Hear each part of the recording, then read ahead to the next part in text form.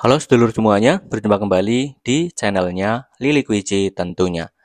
Oke, buat kalian yang baru nemu channel ini, jadi di channel Lili Kwiji ini kita membahas tentang materi ujian perangkat desa dan juga tentang tutorial Microsoft Excel ya. Jadi buat kalian yang mau belajar Excel ataupun mau ujian perangkat desa, kalian bisa cek di profile channel Lili Kwiji.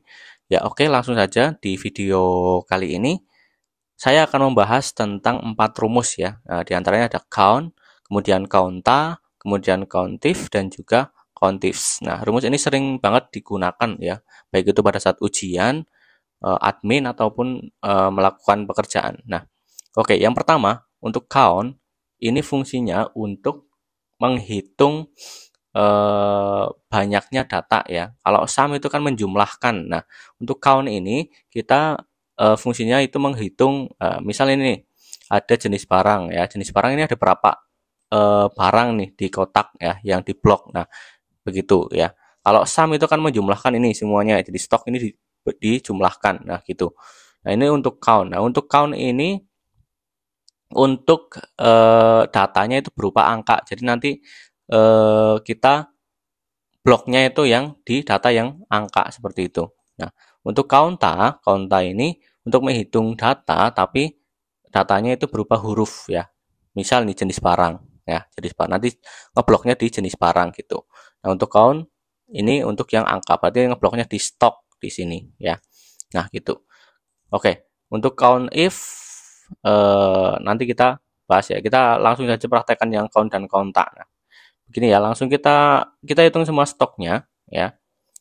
Jadi pakai count ya, sama dengan count, kemudian kurung buka. Nah, untuk count ini berarti kita bloknya di yang stok ini ya. Stok ini blok, kemudian tutup kurung enter. Jadi jumlahnya itu jumlah selnya ya di sini nih ya. Jadi bukan jumlah ini 33 tambah 35 tambah 8 bukan, tapi jumlah datanya ya, data di sel ini berapa. Berarti ini ada 10 data gitu ya. Beda dengan sum ya. Kalau sum itu untuk ya ini 33 tambah 15 tambah 8 tambah 13. Nah, untuk counta ini, count dan counta untuk menghitung berapa ini ya datanya dia di sini. Nah, gitu.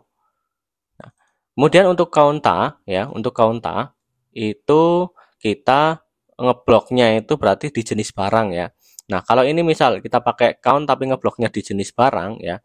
Ini sama dengan count kurung buka, kita bloknya di jenis barang. Ini pasti hasilnya akan 0 nih. Kita enter. Nah, 0. Nah, gitu. Karena bukan dipakai untuk penggunaan yang datanya berupa huruf ya. Nah, maka kita harus pakai counta. Nah, nih kita ubah jadi counta, kemudian kurung buka. Nah, kita blok di jenis barang. Nah, seperti ini, kemudian tutup kurung, enter, maka akan ketemu 10 ya. Jadi di sini yang kita blok itu ada 10 jenis. Nah, gitu ya. Ini ya perbedaan count dan juga counta gitu. Kemudian masuk ke count if ya. Count if ini sebenarnya dari bahasa Inggris ya. Count itu menghitung, if itu jika. Nah, fungsinya itu untuk menghitung data berdasarkan kriteria tertentu. Nah, contohnya langsung saja. Ini ada meja ya. Kita disuruh untuk menghitung meja. Nah, meja di sini ada berapa ya. Nah, kita langsung saja pakai rumus count if sama dengan count if kurung buka, range-nya yang ada mejanya itu di mana? Nah, yang ada mejanya itu ada di jenis barang. Nah, berarti kita blok di jenis barangnya. Blok isinya saja ya. Nah, kemudian titik koma kita tulis kriterianya. Di sini sudah ada rumusnya sebenarnya di bawahnya ya. Jadi gampang. Kriterianya apa? Meja, berarti kita tulis meja. Petik 2, kemudian tulis meja. Nah, nulis mejanya itu harus sesuai dengan yang di jenis barang ya. Kalau nggak sesuai nanti bisa error. Jadi hurufnya misal besar semua, ya tulis besar semua gitu. Nah, setelah itu enter. Maka di sini berarti ada 3 ya. 1, 2, nah 3 ya. Sudah sesuai ya. Ini ada 3 meja ya, 3 jenis barang ya. Mejanya ada 3. Jenis barangnya ada 3 ini ya. Nah, gini. Kemudian untuk diskon. Ada berapa diskon berarti? Ya, kita hitung pakai rumus count if juga sama dengan count if kemudian kurung buka range-nya yang ada diskonnya di mana? Ya, di harga ya. Berarti kita blok yang harga. Kolom harga kita blok, kemudian titik koma, kriterianya kita tulis yang diskon. Petik 2, tulis diskon. Kemudian tutup pakai petik lagi, kemudian tutup kurung, kemudian enter. Nah, ada berapa diskon? Berarti ada 5 diskon. Nah, kita hitung coba nih. Ya, diskon 1, 2, 3, 4, 5. Nah ya, berarti ada 5 ya. Ini ya. Ini kita warnai biar jelas. Nah, ini 1, 2, 3, 4. Ini ya. Satu lagi 5 ya. Di sini sudah sesuai berarti ya. 5 ya jumlahnya ya. Nah, gitu. Oke, kita hapus lagi warnanya. Nah, yang terakhir itu adalah count ifs. Nah, count ifs ini ada S-nya, berarti nanti kriterianya lebih dari 1. Kalau count if ini kriterianya cuma 1, berarti cuma meja aja gitu ya. Tapi kalau count if itu kita kriterianya itu ada 2 ya. Jadi intinya lebih dari 1, bisa juga 3, bisa juga 4 gitu. Nah, contohnya gini, kita disuruh untuk mencari meja yang besar ya. Meja besar itu ada berapa gitu ya. Ada berapa data gitu. Nah, kita pakainya count if. Nah, ini bedakan nih, atas bawah. Atas count if itu hanya meja aja, diskon aja. Nah, untuk yang count ifs ya, yang ada S-nya, itu meja besar. Terus ada yang kecil tapi diskon. Nah, gitu. Nah, langsung saja kita praktekkan. Sama dengan count if ada S-nya, kurung buka. Nah, kriteria range pertama berarti meja ya. Kriteria range pertama, nah ini ada rambu-rambunya ya di bawahnya. Kriteria range 1 berarti meja. Meja berarti ada di jenis barang. Berarti kita blok kolom jenis barang di sini. Nah, setelah itu titik koma. Kemudian kriteria 1 tulis berarti meja ya. Meja.